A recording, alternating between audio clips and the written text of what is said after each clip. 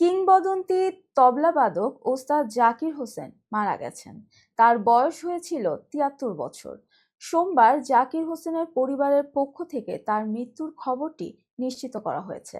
ভারতীয় সংবাদ সংস্থা পিটিআই জানিয়েছে, যুক্তরাষ্ট্রের সান ফ্রান্সিসকোর একটি হাসপাতালে নিবিড় পরিচর্যা কেন্দ্রে চিকিৎসাধীন ছিলেন ওস্তাদ জাকির হোসেন। ওস্তাদ জাকির হোসেনের মৃত্যুতে শোকে ছেয়ে গেছে সামাজিক যোগাযোগ মাধ্যম। ভক্ত অনুরাগী থেকে শুরু করে তারকাদের শোক বার্তা দেখা যাচ্ছে একের পর এক। জাকির হোসেনের মৃত্যুতে শোক জানিয়ে বলিউড শাহেনশাহ অমিতাভ বচ্চন লিখেছেন, অত্যন্ত দুঃখের দিন। অভিনেতা ফারহান আক্তার লিখেছেন, আমাদের সময়ের অন্যতম সেরা শিল্পী আর নেই। দক্ষিণের সুপারস্টার কমল হাসান লিখলেন, জাকির ভাই বড্ড তাড়াতাড়ি চলে গেলেন, তবুও তুমি আমাদের জন্য যে লিগেসি রেখে গেলে তার জন্য আমরা চিরকৃতজ্ঞ। ধন্যবাদ।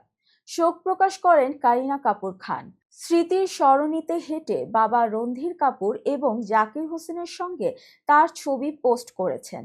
মালাইকা আরোরাও লিখেছেন, জাকির সাহেবের চলে যাওয়া ভারত তথা গোটা বিশ্বের সঙ্গীত জগতের জন্য অপূরণীয় ক্ষতি।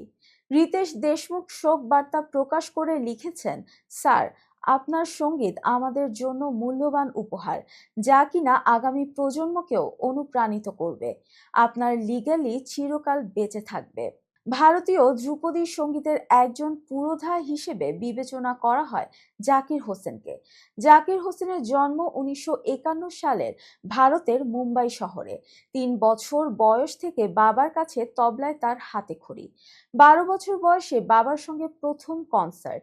সেই থেকে তার খ্যাতি ছড়িয়ে পড়ে ভারত জুড়ে।